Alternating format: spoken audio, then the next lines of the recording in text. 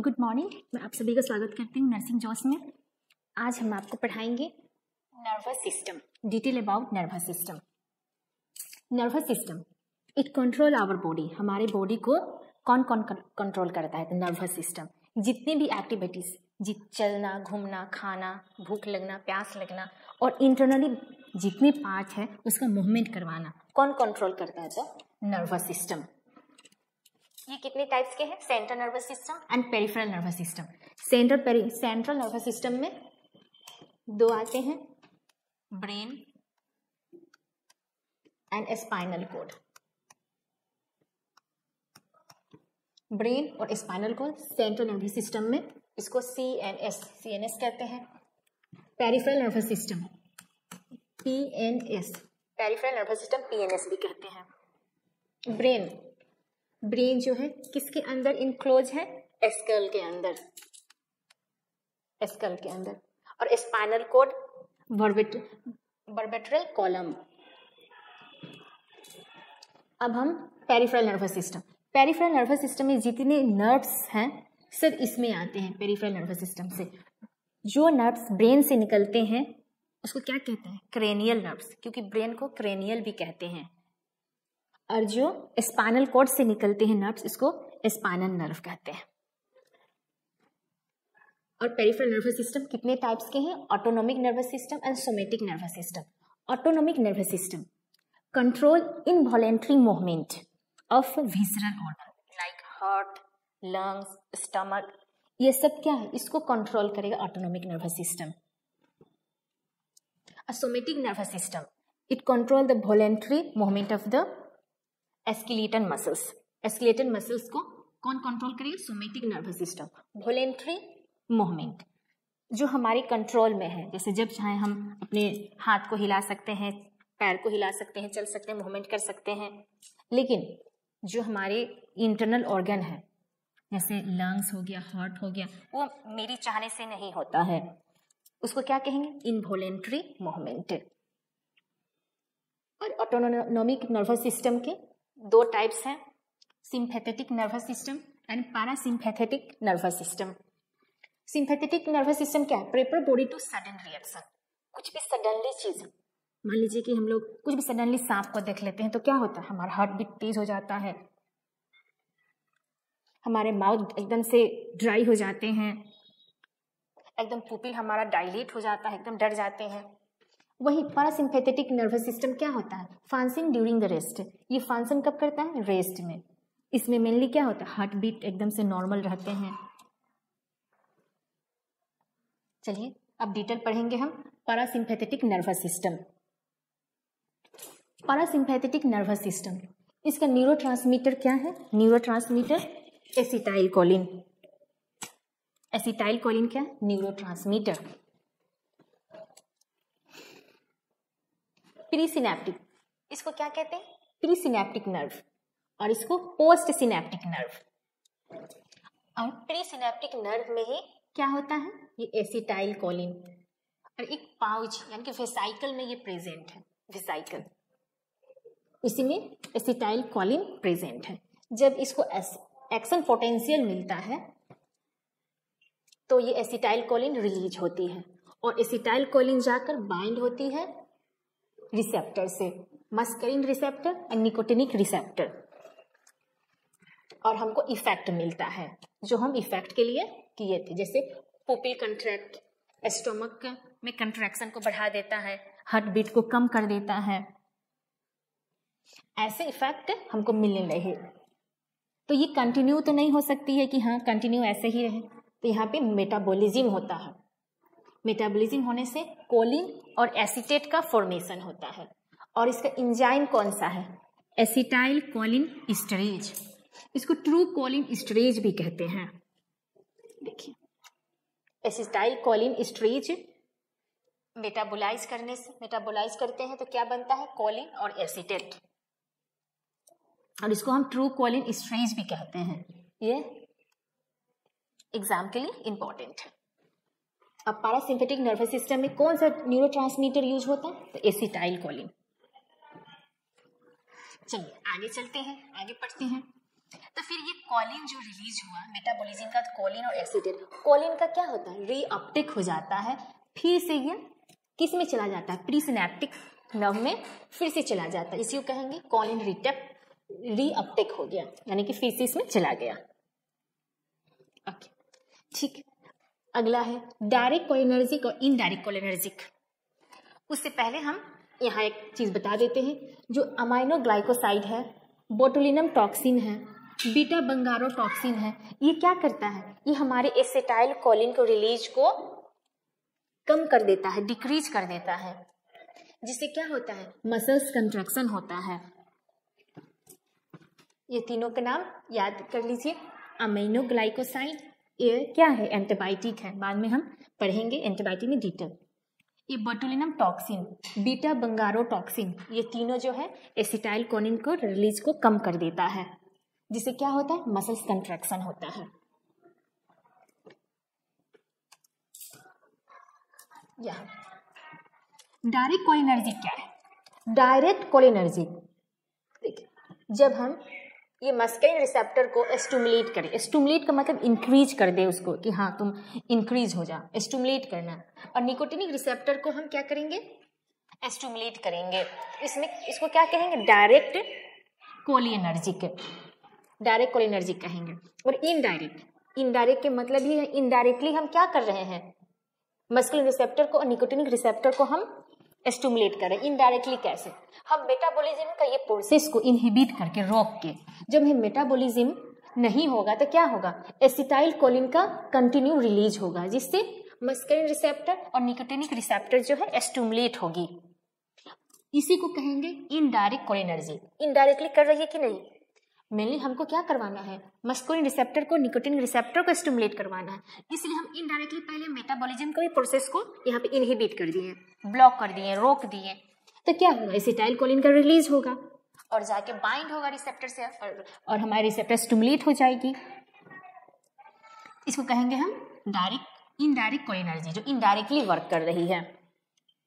और anti cholinergic क्या होती है, एंटी कोलिनर्जिक मस्कुलिन रिसेप्टर को और निकोटिनिक रिसेप्टर को ब्लॉक कर देती है, इनहिबिट कर देती है, इसको कहेंगे एंटी कोलिनर्जिक।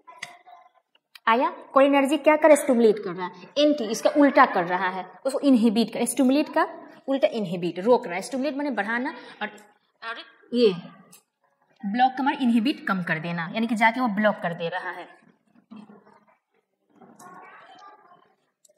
और रिसेप्टर कौन सा है, दो टाइप का रिसेप्टर है, मस्कुलिनिक रिसेप्टर और nicotinic receptor. Muscarinic receptor mainly क्या है, जीपीसीआर टाइप्स है, और nicotinic receptor ions channel. Nicotinic receptor भी दो टाइप के हैं, NR, इसको हम लोग ऐसे भी लिखते हैं, निकोटिनिक रिसेप्टर। मस्कुलर, इसके दो टाइप है, muscular nicotinic receptor and neuronal nicotinic receptor. Muscular से ही हमें समझ में आ रहा है कि मोस्टली कहाँ प्रेजेंट होगा, मसल्स में ये रिसेप्टर प्रेजेंट होंगे, न्यूरोमस्कुलर जंक्शन पे, यानी कि मसल्स में। यहां से समझिए ये रिसेप्टर कहाँ प्रेजेंट होंगे, मोस्टली जितने मसल्स हैं उसमें प्रेजेंट होंगे, और ये क्या करवाएंगे, मसल्स कंट्रैक्शन करवाएंगे। और न्यूरोनल, ये गैंग्लियंस को क्या करेगा, एक्टिवेट करेगा, यानी कि स्टिमुलेट करेगा, जिससे एक्शन पोटेंशियल जनरेट होगी। न्यूरोनल का ही मतलब है न्यूरॉन, यानी कि गैंग्लियंस को स्टिमुलेट कर रहा है, जिससे एक्शन पोटेंशियल जनरेट होगी। डिटेल पढ़ेंगे आगे।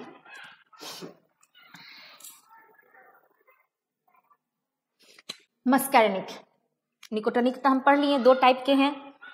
एकदम से ध्यान देकर, एकदम से कंफ्यूजिंग प्लीज मत होइए, क्योंकि ये कंफ्यूजिंग वाला टॉपिक ही जानती हूँ। यहाँ पे देखिए, निकोटिनिक रिसेप्टर में muscular nicotinic receptor, neuronal nicotinic receptor, nicotinic के दो।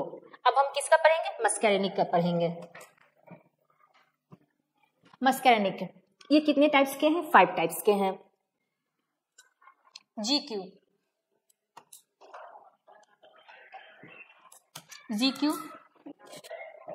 मेनली क्या करते हैं, जीक्यू कैल्शियम को बढ़ाते हैं,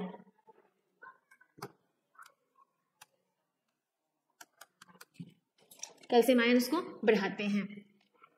M1 M3 M5 ये हम ऑड में रख लिए हैं पहले, M2 M5 इसको दोनों को अलग, क्योंकि M1 M3 M5 में क्या है, GQ टाइप GPCR रिसेप्टर है जिसमें क्या है CA2 प्लस जो है बढ़ रहा है, और M2 और M4 में GI टाइप रिसेप्टर है जो CA2 प्लस को कम करती है, इसलिए मैंने अलग अलग लिखा है। यहाँ एकदम से याद हो जाए, M1 M3 M5 GQ CA2 plus बढ़ रहा है, जिससे CA2 प्लस बढ़ने से क्या होगा, कॉग्निएशन बढ़ेगा, कॉग्निएशन मतलब मेमोरी बढ़ेगी।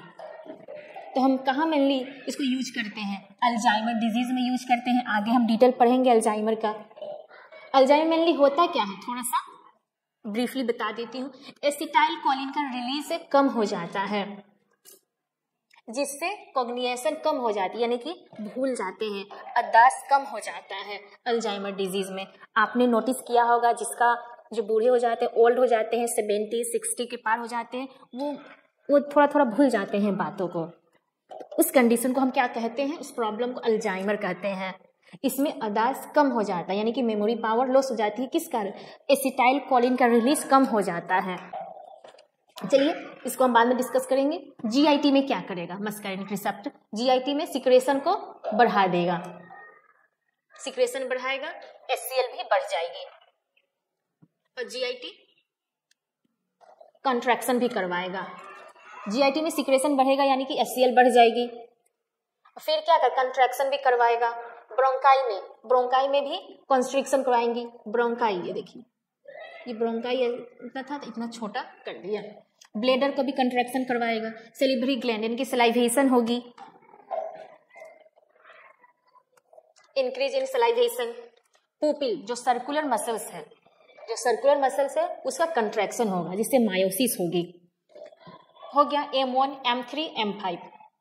देखिए पहले तो हम M1 के बारे में बता देते हैं। M1 बस दो काम करेगी, देखिए CA2 प्लस बढ़ने से कॉग्निएशन कर रहा है, GIT सिक्रेशन में HCl को बढ़ा रहा है। लेकिन M3 रिसेप्टर जो है हम लोग के बॉडी में सबसे ज्यादा प्रेजेंट है।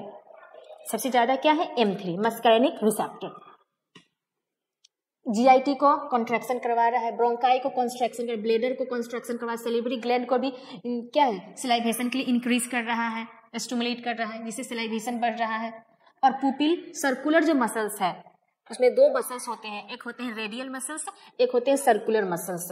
देखिए सर्कुलर मसल्स को कंस्ट्रिक्ट होने से क्या होगा, मायोसिस होगा।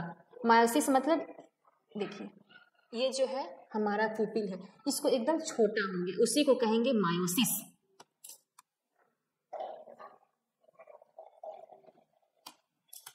अब आते हैं M5 में। M5 में CNS में प्रेजेंट होंगे। M2, अब M2 रिसेप्टर में GI टाइप है, CA2 प्लस इसमें कम हो रही है। M2 रिसेप्टर हार्ट में क्या करेगा, हार्ट रेट को कम करती है, ये भी कंडक्शन को, ये देखिए ये भी कंडक्शन को भी कम कर रही है। और M4 CNS में,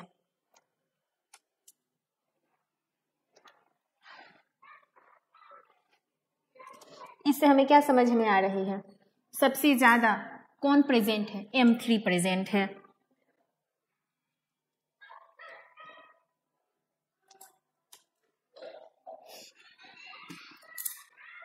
कोलिनर्जिक क्या करेगी, cholinergic drug stimulate parasympathetic nervous system, stimulate करेगी पैरासिम्पैथिक नर्वस सिस्टम को कोलिनर्जिक ड्रग।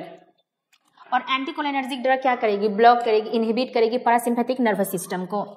जब प्लस का मतलब एगोनिस्ट और माइनस का मतलब एंटागोनिस्ट। कोलिनर्जिक ड्रग को हम क्या कहते हैं, पैरासिम्पैथोमिमेटिक। ये आप लोग ध्यान रखिएगा, ये क्वेश्चंस पूछे जाते हैं कि कोलिनर्जिक ड्रग को हम क्या कहते हैं, पैरासिम्पैथोमिमेटिक। ये देखिए यहाँ पे मिमेटिक लिखा हुआ है, उससे पैरासिम्पैथिक मिमेटिक ड्रग भी कहते हैं कोलिनर्जिक ड्रग को। समझ में? कोलिनर्जिक ड्रग क्या करेगा, हमारे नर्वस सिस्टम को स्टिमुलेट करेगी। एंटी कोलिनर्जिक ड्रग क्या करेगी, इनहिबिट करेगी, ब्लॉक करेगी। अब हम कोलिनर्जिक ड्रग पढ़ेंगे। कोलिनर्जिक ड्रग में दो टाइप्स के हैं, डायरेक्ट कोलिनर्जिक, इनडायरेक्ट कोलिनर्जिक। जो ड्रग स्टिमुलेट करेगी निकोटिनिक रिसेप्टर को और मस्करिन रिसेप्टर को, उसको हम डायरेक्ट कोलिनर्जिक कहेंगे। देखिए ये हमारा, हम आपको वहां बताए थे, जो हमारे जो है डायरेक्ट में क्या होते हैं,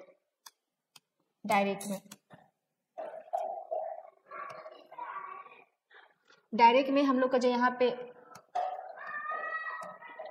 मस्कैरिक रिसेप्टर और निकोटिनिक रिसेप्टर है, ये डायरेक्ट स्टिमुलेट होता है, डायरेक्ट स्टिमुलेट होगी किसमें, डायरेक्ट में। ड्रग जाएगी डायरेक्ट कोलिनर्जिक,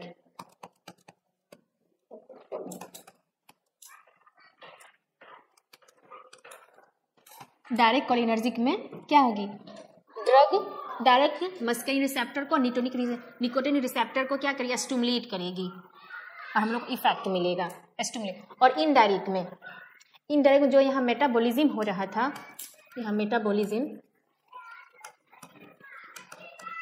जो यहाँ एसिटाइल कोलिन थे, यहाँ मेटाबॉलिज्म को ब्लॉक कर देता है। ब्लॉक करने से क्या होगा, एसिटाइल कोलिन का रिलीज होगा और मस्कैरिक रिसेप्टर और निकोटिनिक रिसेप्टर स्टिमुलेट होगी किसमें, इनडायरेक्ट में। इनडायरेक्ट कोलिनर्जिक में। ठीक, यहाँ समझे ड्रग क्या कर रहा है, यहाँ पे मेटाबॉलिज्म के जो है प्रोसेस को रोक दे रहा है, जिससे एसिटाइल कोलिन आएगी और इसमें बाइंड होंगी और हम लोगों को क्या मिलेगा, इफेक्ट मिलेगा।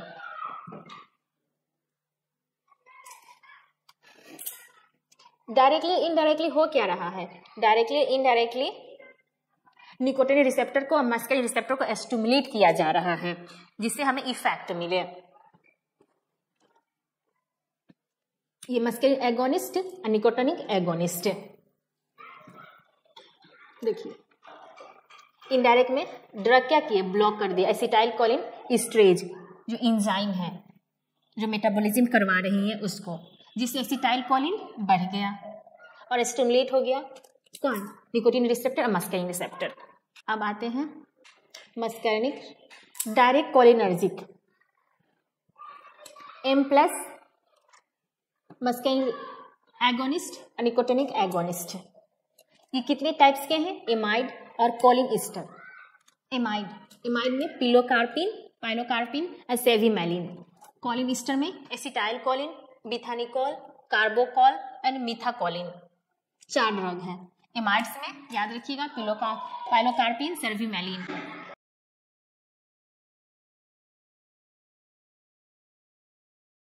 ये लिपिड, मेनली एमाइड्स क्या है, lipid soluble drug, lipid soluble है, ये लिपिड सॉल्युबल है। लिपिड सॉल्युबल होने से क्या फायदा है, लिपिड सॉल्युबल ये जो ब्लड ब्रेन बैरियर जो है उसको क्रॉस करके हमारे ब्रेन तक पहुंच जाते हैं लिपिड सॉल्युबल ड्रग।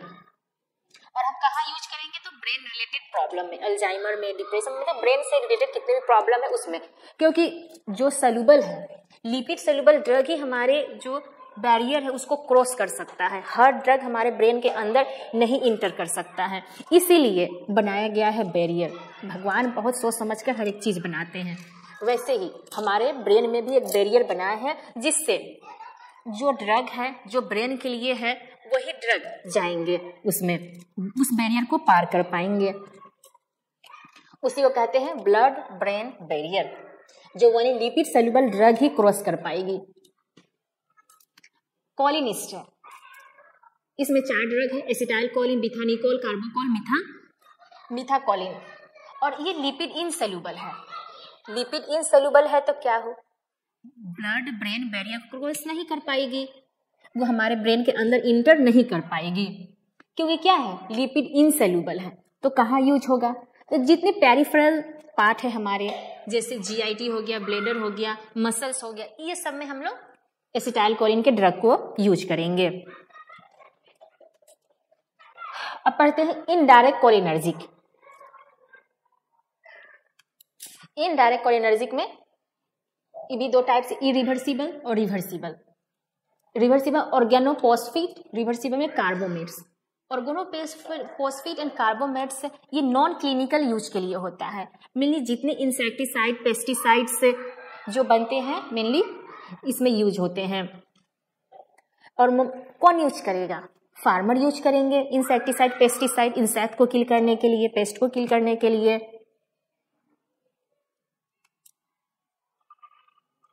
कार्बोमेट रिवर्सिबल में, इसमें भी दो टाइप्स के होते हैं, tertiary amines and quaternary amines. Tertiary amines में 4 ड्रग है, फाइसोस्टिग्मीन, डोनेपेजिल, रिवास्टिग्मीन, गैलेंटामाइन। और ये 3 जो ड्रग है, डोनेपेजिल, रिवास्टिग्मीन, गैलेंटामाइन, ये 3 ड्रग जो है सॉल्युबल, लिपिड सॉल्युबल ड्रग है। तो लिपिड सॉल्युबल ड्रग है तो कहाँ यूज होगा? हमारे ब्रेन रिलेटेड प्रॉब्लम में यूज होंगे, जैसे अल्जाइमर हो गया। और अल्जाइमर का जो मेन ड्रग है 3 है, डोनेपेजिल, रिवास्टिग्मीन, ग्लेंटामाइन। और डोनेपेजिल सबसे ज्यादा यूज होता है।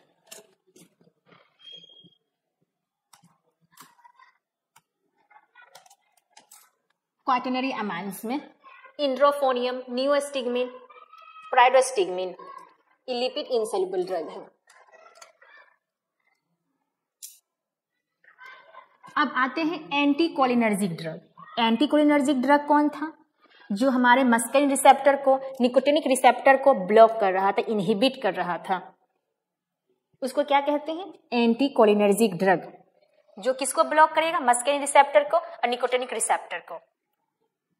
और इसको हम क्या कहते हैं? पैरासिम्पैथोलाइटिक। वो मिमेटिक था, कोलिनर्जिक वाला मिमेटिक, और इसमें लाइटिक, LYTIC, लाइटिक।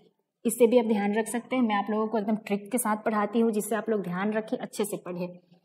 चलिए आगे पढ़ते हैं। Muscarine antagonist, MR, nicotinic antagonist. देखिए, निकोटिनिक एंटागोनिस्ट है वे 2 टाइप के हैं। इसमें देखिए, मस्कुलर निकोटिनिक एंटागोनिस्ट, जहां माइनस का साइन होगा यानी कि एंटागोनिस्ट है। मस्कुलर निकोटिनिक एंटागोनिस्ट ऐसे पढ़ेंगे, NM का मतलब। और NN का मतलब न्यूरल निकोटिनिक एंटागोनिस्ट रिसेप्टर, ये न्यूरल वाला है। ठीक है। मस्कुलर वाला हम क्या पढ़ाए थे कि हाँ, वो किस में प्रेजेंट मोस्टली होता है? मसल्स में होता है। इफेक्ट कहाँ है? मसल्स कंट्रैक्शन में। ये मसल्स कंट्रैक्शन करवाते हैं, तो हम कहाँ यूज करेंगे? जहां हमको मसल्स को रिलैक्स करवाना है वहां यूज करेंगे। और इसका ड्रग याद कर लीजिएगा, मीराक्यूरियम, एट्राक्यूरियम, डॉक्साक्यूरियम। डॉक्सा, ये डॉक्सा लिखा हुआ है, देखिए MAD, मैड। मीराक्यूरियम, एट्राक्यूरियम, D से डॉक्साक्यूरियम। ऐसे भी आप ट्रिक से याद कर सकते हैं। हम लोग भी बहुत ट्रिक के साथ बहुत सारे ड्रग्स ऐसे ही याद करते थे, और तो याद करना पड़ेगा सारा ड्रग, क्योंकि फार्माकोलॉजी आप पढ़ रहे हैं तो सारा ड्रग्स एकदम से याद होना चाहिए। चलिए आगे पढ़ते हैं। सबको मैं ट्रिक के साथ याद करवा दूंगी एकदम अच्छे से। न्यूरल निकोटिनिक एंटागोनिस्ट, गैंग्लियन को ब्लॉक करेगा, जिससे क्या होगा इफेक्ट?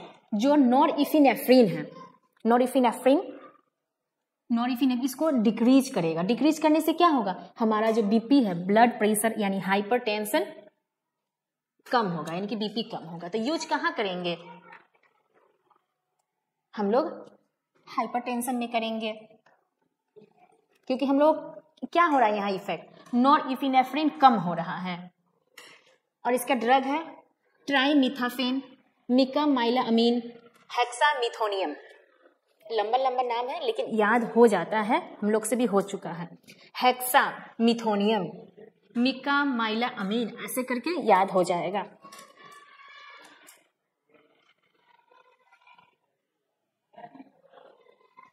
मस्करिन रिसेप्टर एंटागोनिस्ट किस में प्रेजेंट है? इसका ड्रग कौन सा है? देखिए, muscarine receptor antagonist, atropine, glycopyrrolate, dicyclomine, scopolamine, ipratropium. देखिए, डाइसाइक्लोमाइन क्या है? ये सब एंटी स्पास्मोडिक ड्रग है, मैं बाद में आप लोगों को पढ़ाऊंगी। एस्कोपोलामाइन मोशन सिकनेस में दिया जाता है। ऐसे करके मैं हर एक ड्रग के बारे में डिटेल पढ़ाऊंगी। आप लोग एक बार मैं रिवाइज करवा देती हूँ अच्छे से, जिससे आप लोगों को कंफ्यूजिंग नहीं हो, क्योंकि ये बहुत कंफ्यूजिंग वाला टॉपिक है। देखिए हम लोग यहाँ पढ़ रहे हैं क्या, देखिए पारासिम्पैथेटिक नर्वस सिस्टम पढ़ रहे हैं, और इसका न्यूरोट्रांसमीटर क्या है, एसिटाइल कोलिन है। एसिटाइल कोलिन हमारे ये प्री सिनेप्टिक नर्व में वेसिकल में प्रेजेंट रहता है एक पाउच की तरह।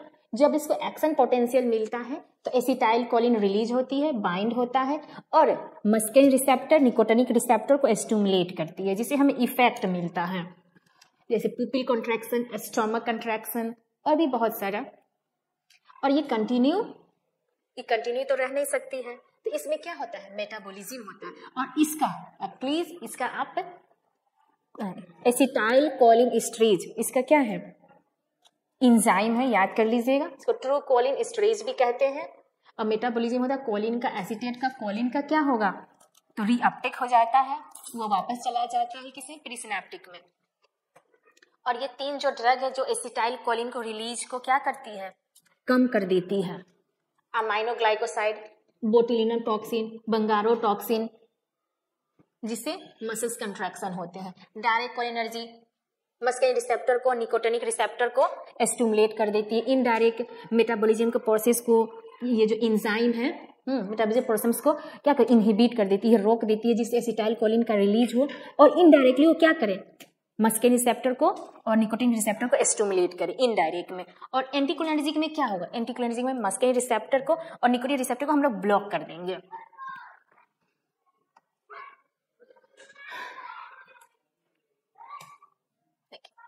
और मेनली दो टाइप्स का है यहाँ पे receptor, muscarine receptor, nicotinic. Muscarinic receptor GPCR और निकोटिनिक आयंस चैनल। यहाँ पे निकोटिनिक में दो टाइप्स के हैं, मस्कुलर और न्यूरल। मस्कुलर मेनली जितने जो प्रेजेंट है रिसेप्टर कहाँ प्रेजेंट होंगे, मसल्स में होंगे, जो मसल्स कंट्रैक्शन करवाएंगे। और न्यूरल में यानी कि न्यूरल में यानी गैंग्लियन में प्रेजेंट होंगे, उसको स्टिमुलेट होगा। ऐसे कि आप सिस्टमेटिक तरीके से आप पढ़िए। और मस्कैरिनिक रिसेप्टर में, मस्कैरिनिक रिसेप्टर कितने टाइप्स के हैं, तो 5 टाइप्स के हैं, M1, M3, M5, M2, M4। जो M1, M3, M5 है GQ टाइप है, यानी Ca2+ को बढ़ा रहा है। ये देखिए M3 सबसे ज्यादा हमारे बॉडी में प्रेजेंट है, GIT को कंट्रैक्शन को बढ़ा देता है, ब्रोंकाई कंस्ट्रक्शन को बढ़ा, ब्लेडर को बढ़ा देता है, सैलिवरी ग्लैंड को सलाइवेशन करवा देता है। पुपिल जेरोस्टोमिया, XEROTOMIA, जेरोस्टोमिया जो है उसमें ड्राई माउथ हो जाता है, उसमें हम यूज करते हैं ड्रग। जेरोस्टोमिया क्या है, ड्राई माउथ है, लेकिन इसमें क्या है, सलाइवेशन का सिक्रेशन इसमें बढ़ रहा है, तो हम यूज कहाँ करेंगे ये सब का ड्रग को, जेरोस्टोमिया में हम करेंगे। ठीक है, ये सब के बारे में हम आगे बताएंगे। फिर M5 CNS में M2, M4, M2 भी इंपॉर्टेंट है, हार्ट रेट को क्या करता है, ये कम कर रहा है, एबी कंडक्शन को कम कर रहा है, ऐसे सिस्टमेटिक तरीका। फिर अब हम ड्रग के बारे में पढ़ेंगे। तो कोलिनर्जिक ड्रग क्या करेगा, स्टिमुलेट करेगा, तो एंटीकोलिनर्जिक क्या करेगा, इनहिबिट करेगा। अब डायरेक्ट कोलिनर्जिक ड्रग के बारे में पढ़ेंगे। डायरेक्ट कोलिनर्जिक M+N+, यानी कि मस्कैरिनिक एगोनिस्ट और निकोटिनिक एगोनिस्ट यानी प्लस वाला जो होगा एगोनिस्ट। और यहाँ देखिए लिपिड सोल्यूबल अल्जाइमर में कौन सा 3 ड्रग है, डोनेपेजिल है, डोनेपिजिल, ग्लेंटामाइन, देखिए रिवास्टिगमिन, ये सब अल्जाइमर का ड्रग है। ऐसे करके आप सिस्टमेटिक तरीके से पढ़ेंगे तो सब आपको समझ में अच्छे से आ जाएगा। ओके, अब हम पढ़ेंगे अगला टॉपिक, उसके ड्रग का कौन से पार्ट में कैसा इफेक्ट पड़ता है वो हम पढ़ेंगे अगले टॉपिक में। Okay, thank you.